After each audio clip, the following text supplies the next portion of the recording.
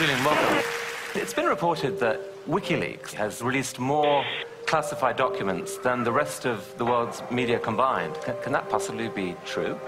Yeah, can it possibly be true? It's a worry, isn't it? That the rest of the world's media is doing such a bad job that a little group of activists is able to release more of that type of information than the rest of the world press combined.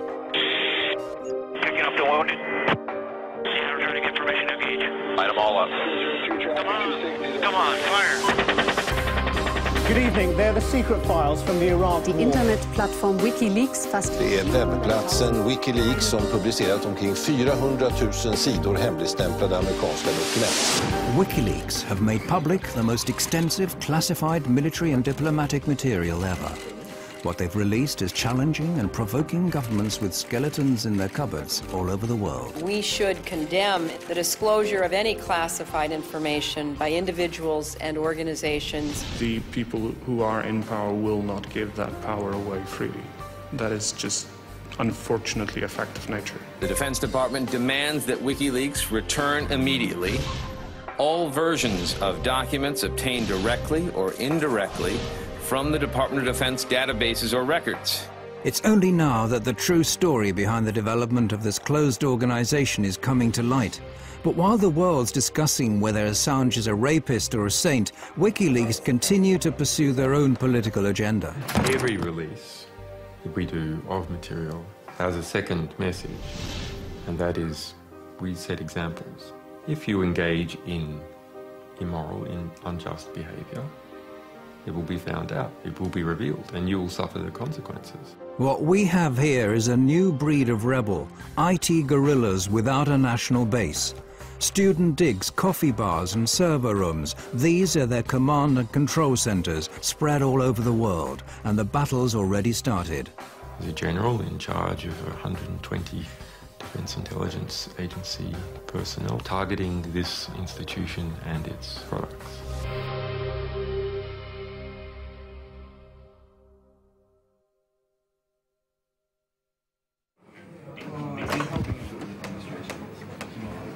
WikiLeaks have become a global force to be reckoned with in record time. It may not be easy to grasp at first, but the release of classified information is just a small step in a long-term political and ideological battle. And that leaking classified information is a weapon and not a means unto itself. The public has a right to know materials, and the historical record has a right to have materials of diplomatic, political, ethical, historical significance. If something is interfering with that process, we will undo it. He's been called the Scarlet Pimpernel of the computer age. If one were to judge him on his looks alone, you could call him a chameleon, given the frequency of his change of hairstyles during the 6 months we've been following WikiLeaks. But if you look under the surface, you'll soon discover that Julian Assange has been revolting against the powers that be for a long time. As a teenager in Australia, he called himself Mendax and got a name for himself as a highly skilled hacker. By the age of 21, he found himself in court pleading guilty to some 20 different charges of hacking. Yeah, I mean, we had a back door in the US Military Security Coordination Center. This is the peak security for controlling the security of MILNET, the US military internet. We had total control over this for 2 years. The US space agency NASA is one of the victims of the Melbourne computer hacking syndicate. American investigators, including the FBI, contacted Australian authorities with their suspicions. The court was told the men even tampered with the police investigation into hacking at the ANU. The judge, seeing Assange as just an inquisitive young man, fined him a symbolic sum and released him. However, the trial added further fuel to Assange's feelings about the importance of unrestricted information. Together with some friends, he sets up one of Australia's first internet suppliers and gives people with politically sensitive viewpoints a platform from which to publish their opinions. But when one of his customers publishes secret Scientology manuals, this prompts aggressive efforts to censor him. Helen Coburn, one of the lawyers for Scientology in California, I mean, sent many letters trying to attack us, and they ended up hiring a private investigator to try and track me down, who did manage to get hold of my silent telephone line and call me up, and just as a sort of threatening maneuver. I ended up tracking down how they did that. Those efforts to censor the site strengthen his conviction that something has to be done against those withholding important information from the public at large. What the problem was, there needed to be more actions that created positive reform effect. More actions that were just and corrective to injustice. Assange sees disclosures as a preventative instrument. It warns those involved in morally questionable or criminal acts that they'll be found out and will have to face consequences. I understood the significance of disclosures for quite some time. I mean, I registered leaks.org in 1999. In 2006, Assange and a group of like-minded people start building up a special internet service, Wikileaks.org, exclusively for people wishing to blow the whistle on abuse of power. His fellow conspirators comprised of hackers and mathematicians.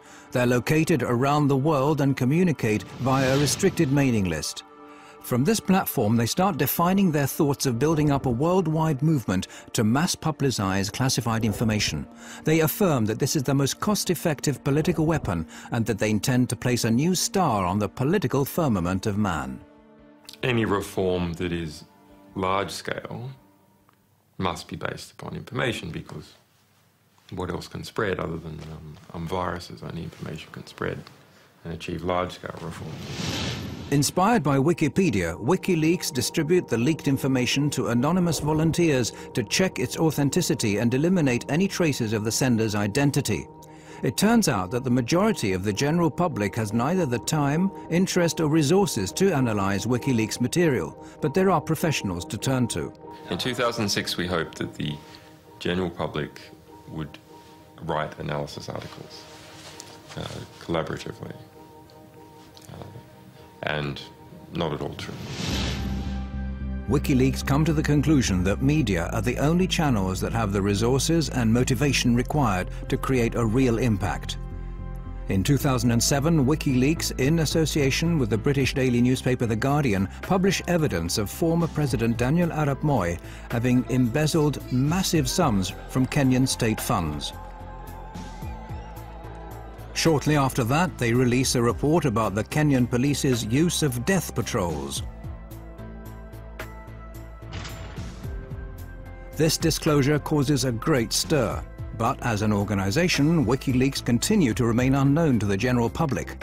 However, the word spreads among activists far and wide on the net, eventually reaching the German Chaos Computer Club, the biggest and oldest club for hackers in the world. Well, I heard about it in late 2007 from a couple of friends. I started reading a bit more, but I started to understand the value of such a project to society. The politically engaged Chaos Computer Club has been fighting a long-term battle for free access to information. One of its members, Daniel Domscheit-Berg, is quick to recognize the common ground between his view of society and that of WikiLeaks. He quits his job as a computer consultant so as to devote all of his time to the new organization. The question is the attitude. What attitude do you have to society? Do you look at what there is and you accept that as God-given? Or do you see society as something where you identify a problem and then you find a creative solution for that problem? So it is a matter of, are you a spectator or are you actively participating in society? The Computer Club has put the skills of some of the sharpest hacking talents in the world at WikiLeaks' disposal. What's needed now is a physical haven. Hackers linked to the Swedish file-sharing site Pirate Bay have what they need: considerable technical skills in a place where freedom of speech is unusually free. A lot of the countries in today's world do not have really strong laws for the media anymore. But a few countries, like for instance Belgium, also the United States with the First Amendment, and especially, for example, Sweden, have very strong laws protecting the media and the work of investigative or general journalists. So from our perspective, this is something. If there are any Swedes here, you have to make sure that your country is really one of the strongholds of freedom of information. Sweden has a enviable, although far from perfect, record in protecting publications. It has a practical record within the past few years of protecting internet publications against censorship. And it's precisely Sweden's unique freedom of speech law that prompts WikiLeaks to locate their main site in this unpretentious basement in one of Stockholm's inner suburbs. Det började med en tunneltjänst, att de skulle tunnla trafik här igenom för att kunna kringgå vissa IP-bandningar och sånt som har skett i andra länder där som inte gillar WikiLeaks. Men senare så valde de att ställa även en maskin här där de publicerar materialet ifrån. PRQ offer their customers total secrecy. Their systems prevent anyone from eavesdropping either WikiLeaks chat pages or finding out who sent what to who.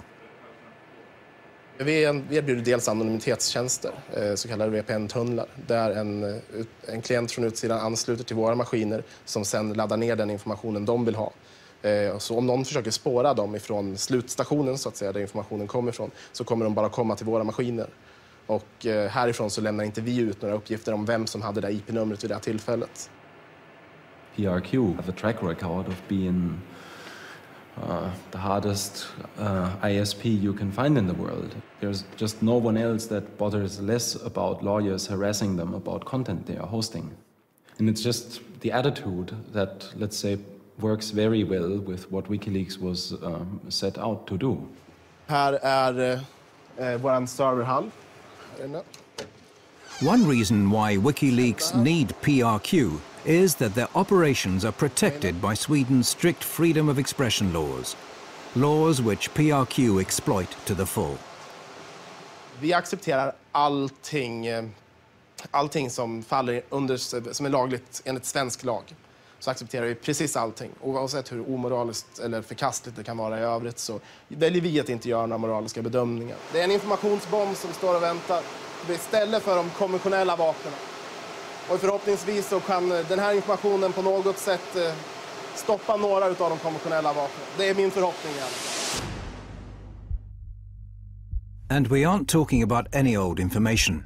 It's from these servers at PRQ that WikiLeaks has, for example, made public a manual from the United States Guantanamo Bay Detention Center. A military manual leaked on the internet is revealing details of the way terrorist suspects are being treated at the U.S. naval base at Guantanamo Bay in Cuba. It tells of the use of solitary confinement and humiliation to break down the detainees mentally. Human rights groups have for years been asking the US administration for access to this manual. If you censor important material of this type, we're not just going to criticize you. We're going to take the material that you tried to censor and we're going to spray it all over the world. And we're going to stick it in our archives in a way that's never going to disappear and encourage everyone to get copies of it. WikiLeaks' battle against censorship knows no geographical frontiers. The next step is to publish an internal report commissioned by the multinational trading company Trafigura, who are alleged to have dumped toxic waste in the Ivory Coast that caused tens of thousands of people to seek medical care. The Guardian newspaper was going to produce a big story on this, and as a result, they were gagged. The company obtained a secret order in court to gag all the press in the UK from reporting anything related to the content of that report and the fact that they had been gagged. In the US, hackers discover that the Republican presidential candidate Sarah Palin is apparently bypassing US transparency laws by using a private email account to conduct government business. WikiLeaks publishes her messages. After just 2 years, the site's made public over 1 million secret documents, but WikiLeaks as an organization continues to be largely shrouded in secrecy. Only Julian Assange and Daniel Domscheit-Berg appear in public, the latter under the pseudonym Schmidt. Okay, hello everybody. My name is Daniel Schmidt, this is Julian Assange. We're here to make a short presentation about the WikiLeaks project. According to The National, which is something that we are kind of proud, it's one of the last quotes we had, so The National has said that we have produced more scoops in our short existence than the Washington Post in the last 30 years.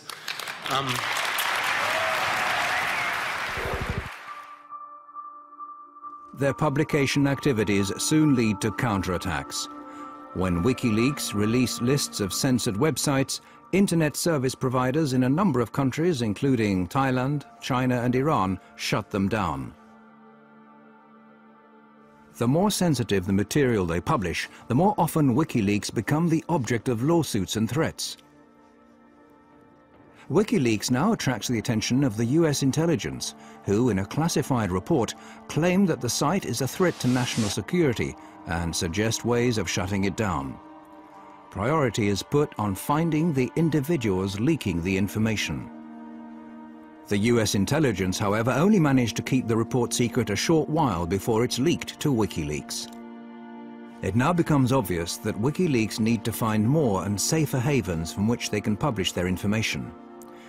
A sequence of events now starts on an island in the middle of the North Atlantic, which, while it leads to more censorship efforts, will also create new opportunities for WikiLeaks.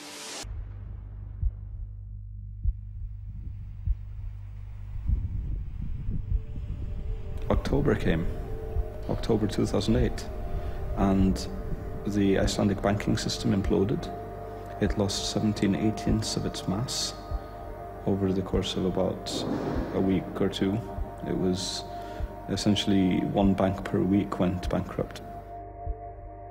WikiLeaks obtained material that show how Iceland's catastrophic bank collapses were partly due to cronyism or favoritism, carelessness and secretiveness. When this highly detailed document is put out on the net, the bank launches a counterattack. Well, the first time I heard of WikiLeaks was in the beginning of August 2009. I was working as a reporter for the state television when I got a tip that this website had an important document just posted online. The document was the high-exposure loan book for the failed Kaupthing Bank. It was essentially all of the regulators had been derelict in their duties. All of the bankers had been lying about the actual state of affairs. The bank's management react in panic to the revelations and in a desperate move forced the Icelandic judiciary to resort to extreme measures. I was the first one actually to break that story. But the bank reacted in a manner that was quite interesting.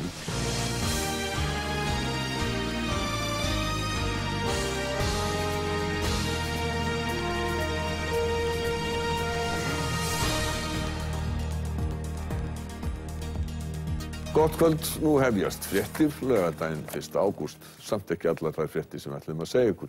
They got a gag order on the state television, actually the first and only one in the history of the Icelandic state television news department. Allir geta nálgast þau á vefsíðunni wikileaks.org, wikileaks.org. The leak lays bare the disastrous effects of the cronyism inherent in Iceland. We had failed as a country because we had not been sharing the information that we needed. We were in the middle of an information famine. That sort of eventually led to this just, let's get the WikiLeaks people here, and then when they were here, we just went, okay, is there anything you want us to do? And obviously there was. Welcome to this program. Thank you. Yes, you mentioned to me the dream that we in Iceland we should become a vanguard of publishing freedom. Yes. Absolutely. So we see. And they were presenting this idea, which they called Switzerland of Bytes, which was basically to take the tax haven model and transform it into the transparency haven model. Why doesn't Iceland become the centre for publishing in the world? Because it's going to be global. Julian and I, we were just throwing that idea out, just declaring on national television that we thought this would be the next business model for Iceland. So that felt pretty weird. Then realizing the next day that everyone wanted to talk about it. Iceland has seen some of the problems that happen when society becomes too secret. WikiLeaks gave us the nudge that we needed. We had this idea, but we didn't know what to do with it. And they came and told us, and that is an incredibly valuable thing. WikiLeaks now team up with Icelandic activists and parliamentarians and together draw up a proposal that would transform Iceland into a haven for journalism. Herbert and I, and Birgir Jónsdóttir, and Rob Kongreip, and Julian Assange, the five of us sat in this hotel room for about 4 or 5 hours and wrote the entire proposal from scratch. The proposal is adopted unanimously by Iceland's parliament. Just getting a bill accepted in the parliament is nearly impossible. And this is actually this is a huge victory for the parliament to have a proposal of this nature passed through the parliament with everybody saying yes. It's also a victory for WikiLeaks, who are now not only using disclosures as a weapon, but also directly influencing freedom of expression laws. The entire hacker world behind WikiLeaks is growing increasingly confident that their visions will lead to an improved society. Well, I think people that are dealing with systems, and technologically oriented people are dealing with systems, they understand systems pretty well. And if you look at society, that's just yet another system. The people involved with WikiLeaks are exactly the same as me and the other people who are fighting this fight, in that they are information activists first and foremost. They believe in the power of information and power of knowledge, and the importance of allowing everybody to have both of those.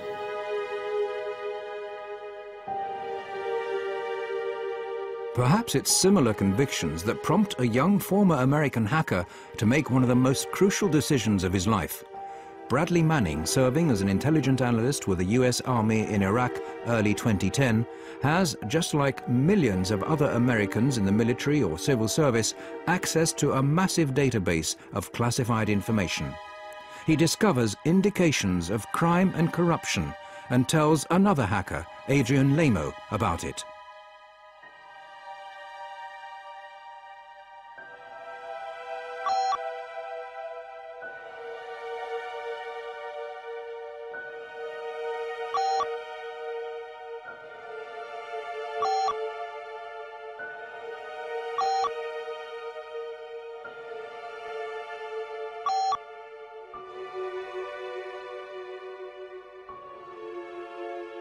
Manning writes that he sent hundreds of thousands of military and diplomatic reports to WikiLeaks, the biggest leak ever.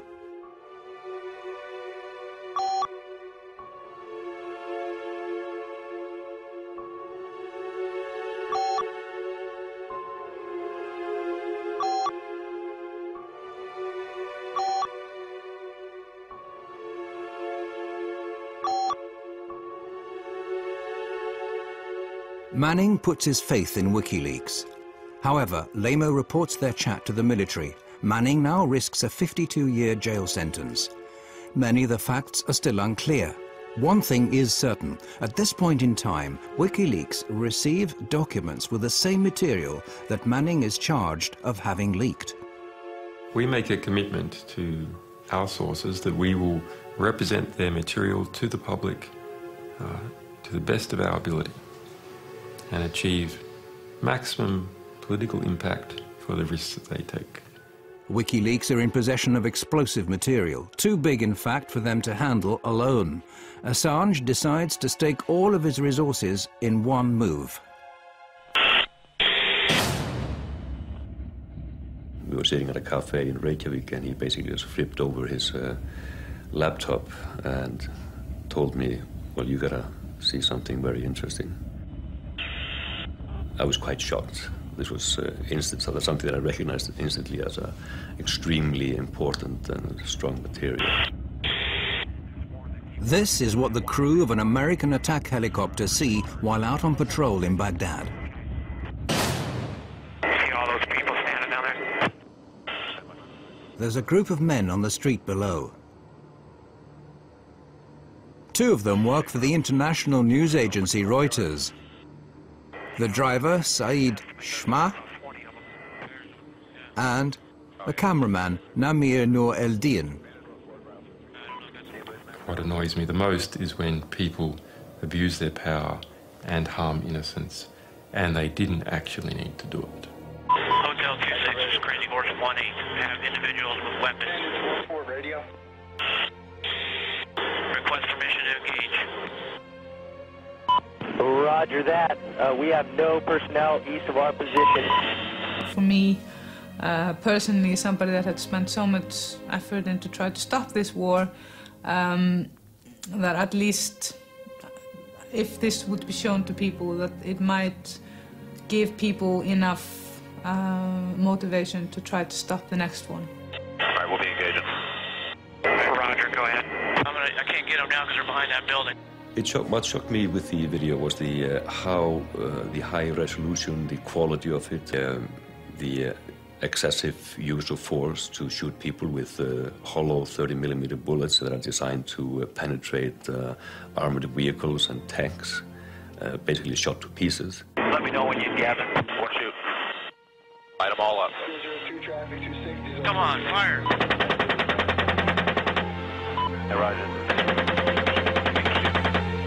Keep shooting. Keep shooting.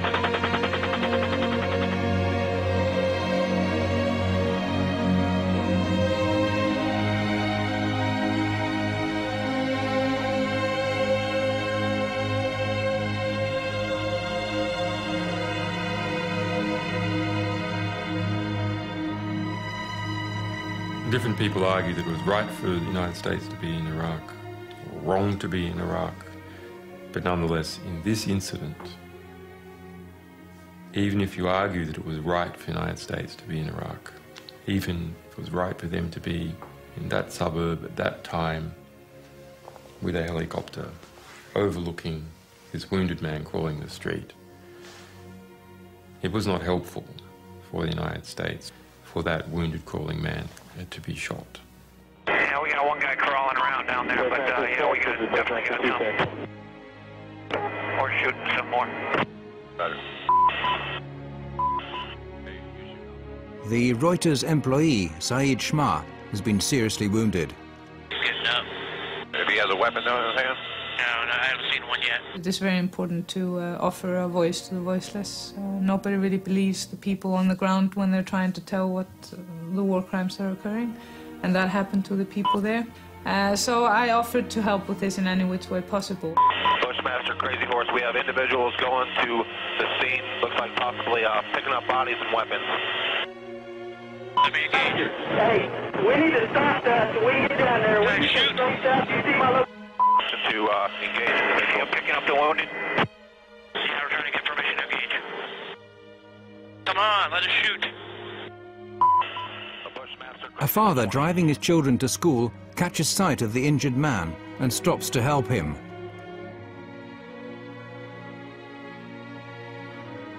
It's Bushmaster 7, go ahead.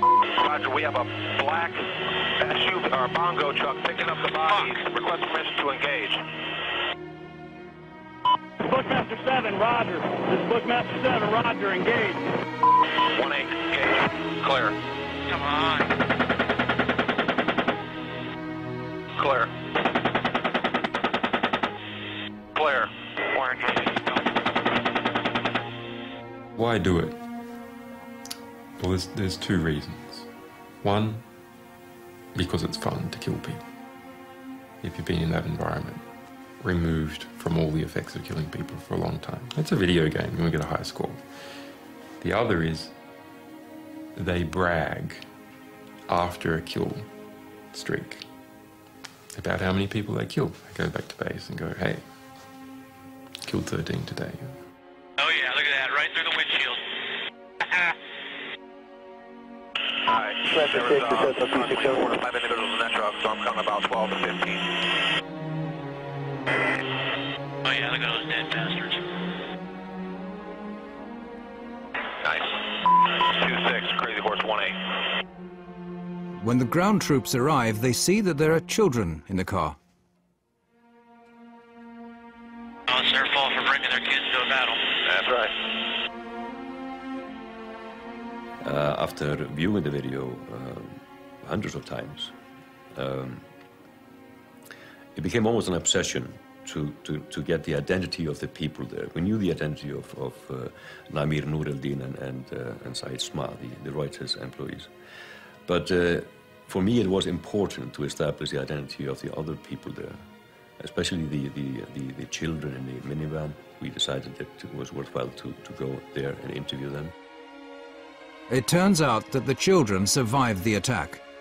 Hrafnsson flies to Baghdad in search of more facts.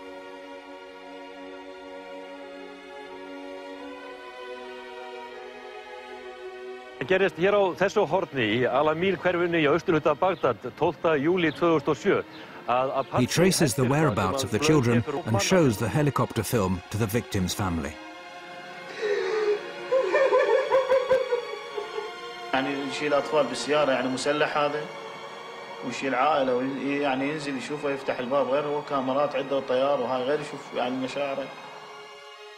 I think we could fairly establish fairly well from a journalistic point of view that the reason why the minivan was there was basically a coincidence that the driver stumbled upon the scene. He was driving his kids to a tutorial. يعني الزوج ما سوى شيء غلط، نقض جريح بأنه هو يساعده، بس كانوا أطفاله وياه بالسيارة. يعني شنو مشاعره؟ شو أقوله؟ شنو ذنبه هو من ضربوه وجهاله وياه بالسيارة؟ يعني ما لهم كل ذنب. On the 5th of April 2010, WikiLeaks publishes the collateral murder film. The impact is no less than extraordinary. Disturbing footage apparently showing civilians being killed by the US military in Iraq. It was leaked from within the defense community to a website. Ja, det var på sajten Wikileaks som den här kontroversiella videon lades ut. Wikileaks har kallats en maktfaktor i det nya medielandskapet. Och vissa menar att det här är... By putting all their resources into the helicopter video, WikiLeaks have managed to attract the attention of some of the biggest players in the news business. This is precisely what Assange needs to help him handle the rest of the leaked US material. I had been looking at this release and studying it and understanding how to come up with a way to deal with such a tremendously large volume of material that would actually not simply drown any one organization. Assange proceeds to contact the New York Times, The Guardian and Der Spiegel. He manages to persuade the chief editors of these globally respected papers to publish his material in a coordinated fashion, with Assange pulling the strings. What is new is us enforcing cooperation between competitive organizations that would otherwise be rivals to do the best by the story, as opposed to simply just doing the best by their own organization.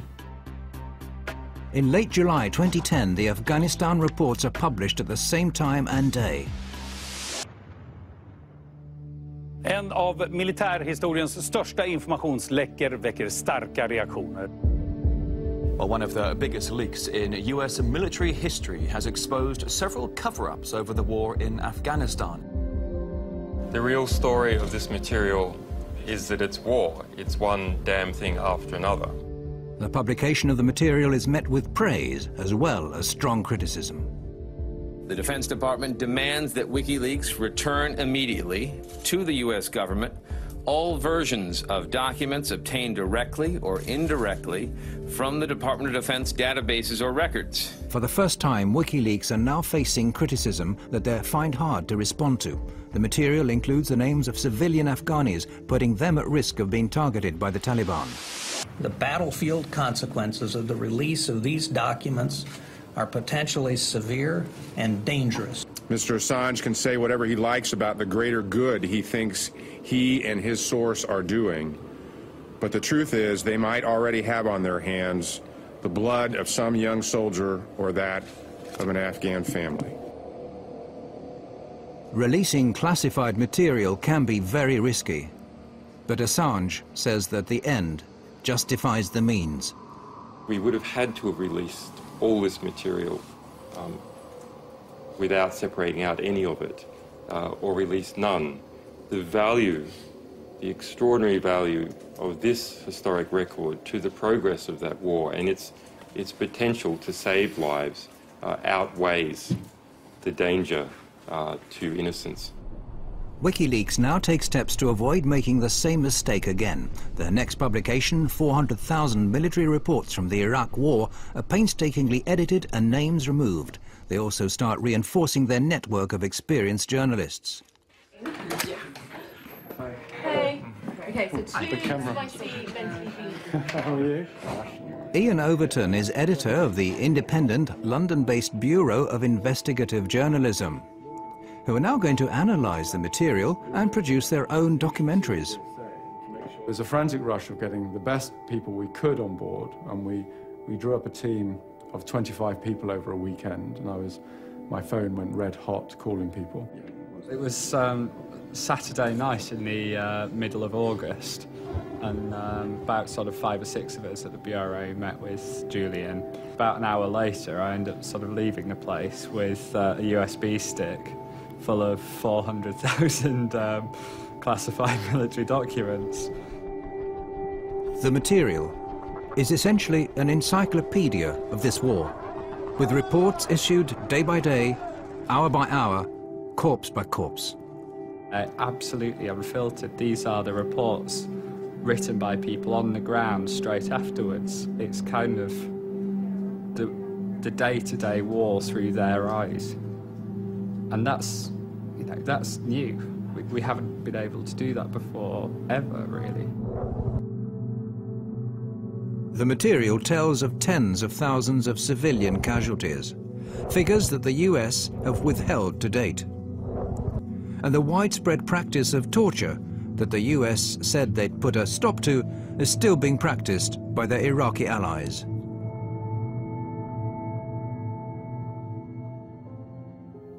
I think there are stories that cause you, to be filled with grief.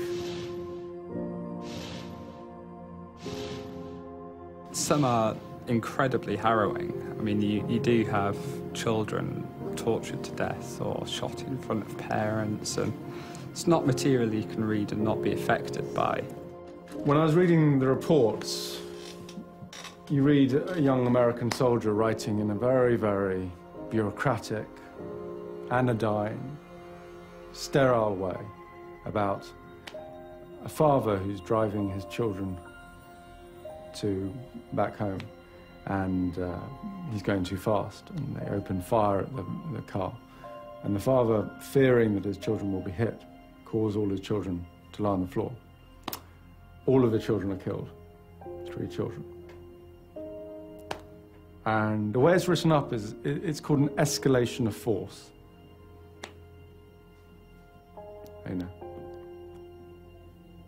It's not an escalation of force, it's a killing. It's horrific.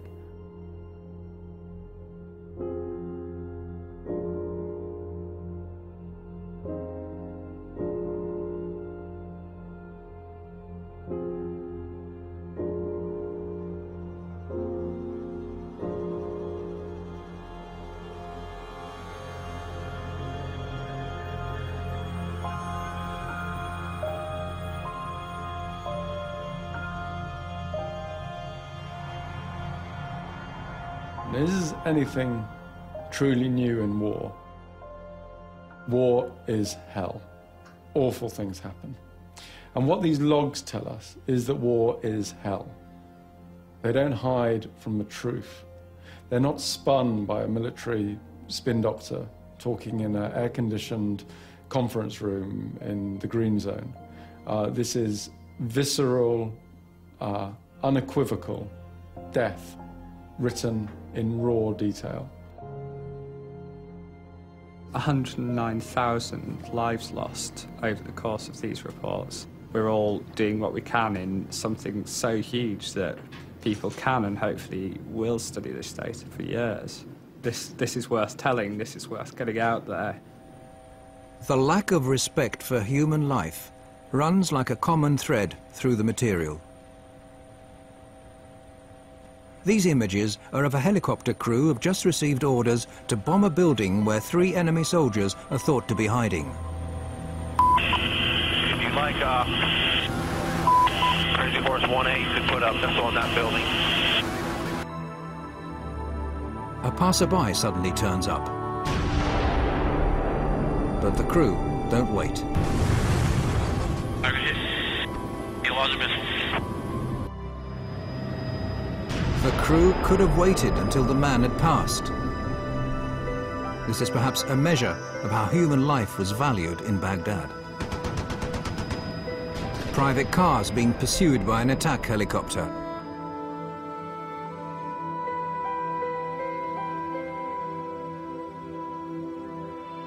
The driver gets out of the car and holds his arms up in a gesture of surrender.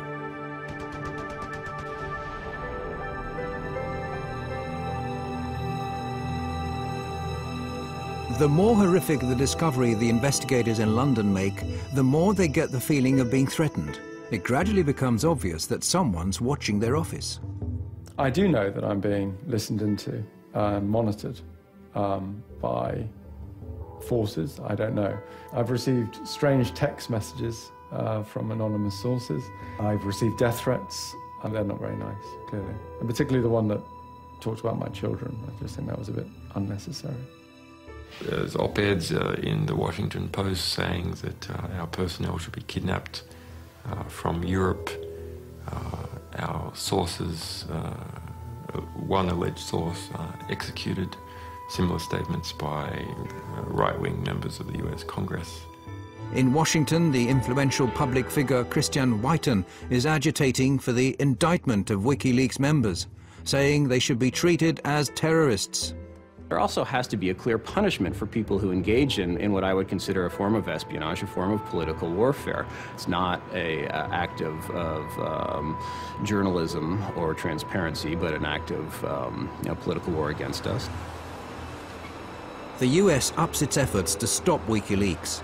The payment service providers, money brokers, closed down WikiLeaks' account. American hackers suspected of having links to WikiLeaks are detained, questioned, and have their computers confiscated. At the end of the day, things involving the web, I think you find, are less mysterious and new than may meet the eye at first. If you just go beyond, I'd say, the surface, you'll find telecommunications companies that are hosting the servers or hosting the companies that in turn host this information and have made this possible. You'll find banks that provide banking services to these people. You'll find landlords who provide rent to the individuals involved. So to that extent, I'm pretty sure you can peel back the onion and find exactly what this organization is, where it conducts its activities, and which jurisdiction it's subject to most directly. However, the stronger the attacks, the greater the support WikiLeaks receive. Julian Assange has been without a fixed address for several years, but wherever he lands, activists are on hand to offer him a place to sleep and their services free of charge. People love the idea of an out-of-control investigative journalist who's trying to take on governments. The story of some quasi-romantic, fleet of foot, Scarlet Pimpernel character in the form of Julian Assange darting in the cyber shadows. It's very appealing. I am very pleased to be amongst so many people I can respect I don't think I have ever been... Assange is an ideal media figure. He's been portrayed as the Lone Ranger of the information age. Who to? Arnie. You are the only one which is sounding like a pure angel. Me? Yes. A pure angel? Yeah, it's just the hair. Praise and prizes have been poured over WikiLeaks. Time magazine has included Assange on a shortlist for the world's most influential man. You should remember Solzhenitsyn's words that in the right moment, one word of truth outweighs the world. But all is not quiet on the WikiLeaks front. Assange is aware that the Iraqi material that's shortly to be released will generate even more anger. In August, he travels to Sweden. He applies for a residence permit to obtain the protection of the world's most extensive freedom of the press law. Kväll, efter dagar av spekulationer så kan Rapport nu avslöja att Piratpartiet tar över ansvaret för säkerhet och drift av sajten Wikileaks dataservrar. Does this mean that Wikileaks is becoming even more Swedish? I hope so. To start with, everything goes well. Julian Assange is welcomed with open arms. He's invited to major political and trade union venues. And there are calls that he should be awarded the Nobel Peace Prize. Julian Assange gör en blixtvisit i Stockholm och när svenska medier får höra om besöket börjar telefonerna gå varma. Ingen vill missa mannen bakom sidan som gjort fler avslöjanden under sin 3-åriga livstid än vad många nyhetsredaktioner tillsammans lyckats med under årtionden. A couple of days later, the picture changes dramatically.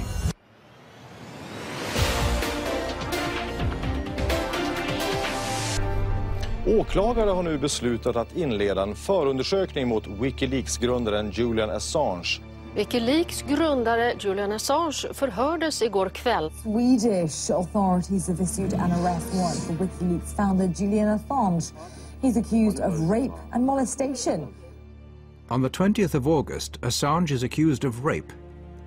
The alleged crime is immediately leaked to the world press. Behind the accusation are 2 women who had casual relationships with Assange. The women don't make any public statements, but the important evening paper Aftonbladet publishes an anonymous interview with one of them, which states that what started as voluntary sex subsequently became what she described as abusive. But she's not afraid of him, and he's not violent. All right, Julian Assange, the WikiLeaks founder and the target of the rape allegations, joins me now on the line. Thank you so much for speaking to us, Mr. Assange. What do you think about this? Clearly it is a smear campaign of some kind. Well, I came to Sweden as a refugee publisher involved with a extraordinary publishing fight with the Pentagon where our people were being detained with an attempt to prosecute me for espionage. So I'm unhappy and disappointed with how the Swedish justice system has been abused. Assange says he never forced anyone to have sex and that the judicial system has been misused. He implies that he's a victim of personal revenge and US pressure. That troubled a lot of us that had worked with the organization, the way this case was mixed with WikiLeaks. The way, of course, there must have been a party at the American embassy in Sweden when they read these news. It's like, yes, we don't have to do anything except just to pass this on. But whatever the truth is, a shadow has now been cast not only on his but also WikiLeaks' name. The rape allegations lead to a storm of protests from WikiLeaks. WikiLeaks has become the sensation because the 2 last big scoops, and the only scoops that have been actually played into the hands of the mainstream media, are sort of WikiLeaks versus the US or Julian Assange versus the Pentagon. This is not what WikiLeaks is about. It is a site that focuses on all sorts of leaks from all over the world. It has weakened the organization. That is my perception. Too much focused on one person, and one person is always much weaker than an organization. The difference of opinion began when Assange decided to put all of WikiLeaks' resources into the giant American disclosures, and it's now grown into a serious source of discontent regarding how the organization should be run. I think the wisest thing to do would have been to do this slowly, step by step, to grow the project. That did not happen. What happened was to pick out the biggest releases, to release these, to put all effort, all resources, everything we had into producing these releases. Other voices join in the criticism, some through anonymous media interviews, and now it's Assange's turn to look for leaks. This is an extract from a chat between Domscheit-Berg and Assange.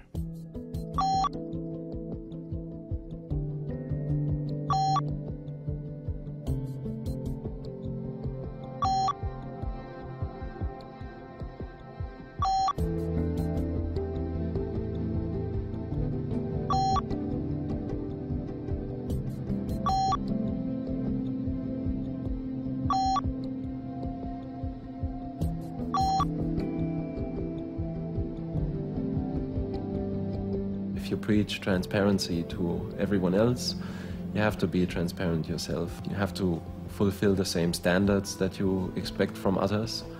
And I think that's where we've not been heading into the same direction philosophically anymore. The argument ends with Daniel and several others quitting WikiLeaks.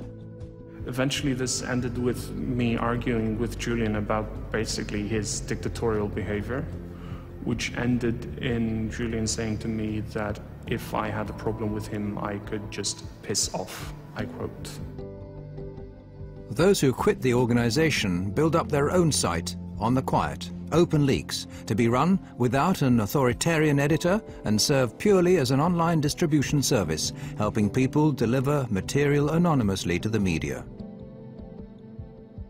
OpenLeaks is a technology project that is aiming to be a service provider for third parties that want to be able to accept material from anonymous sources.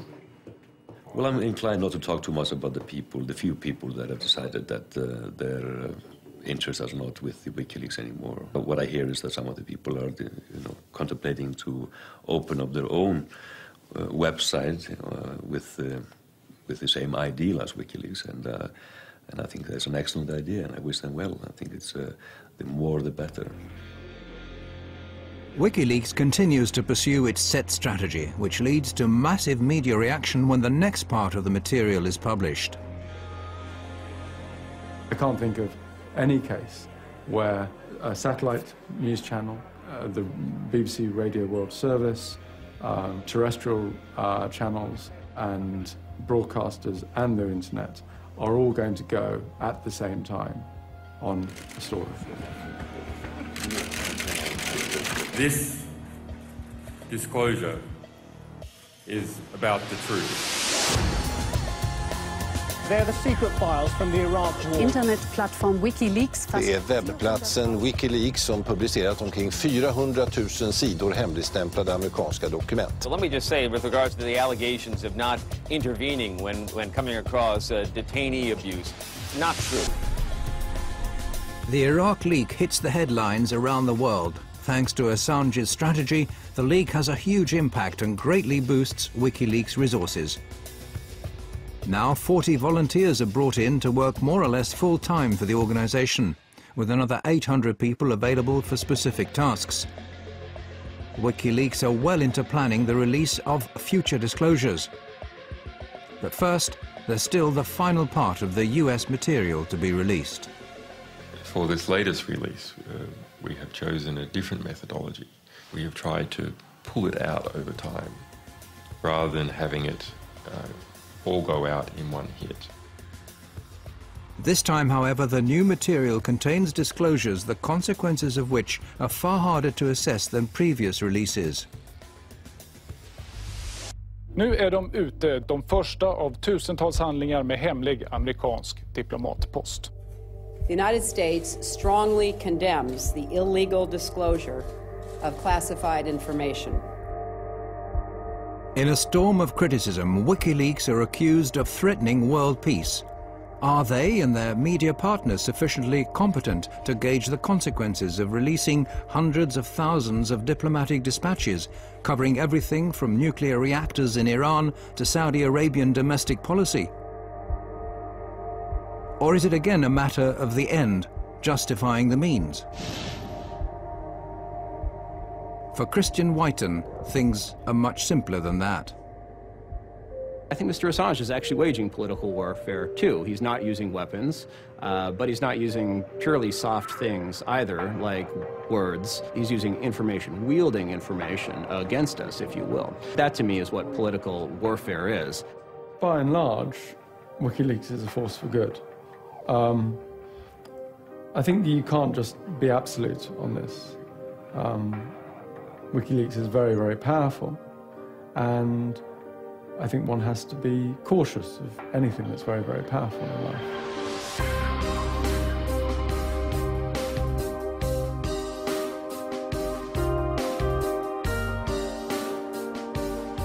WikiLeaks' website may disappear again tomorrow, or it may suddenly reappear in 1,000 other locations. History is still in the process of being written, and the rape allegations are a long way from being settled. One thing's clear: whatever happens, WikiLeaks have sown a seed, a thought that's impossible to erase. It's about new ways and new channels of disseminating classified information that'll have a profound effect on transparency, not only on the net, but in a broader global dimension. Well, what I really learned in the last 3 years is that a difference can be made bottom-up and not only top-down.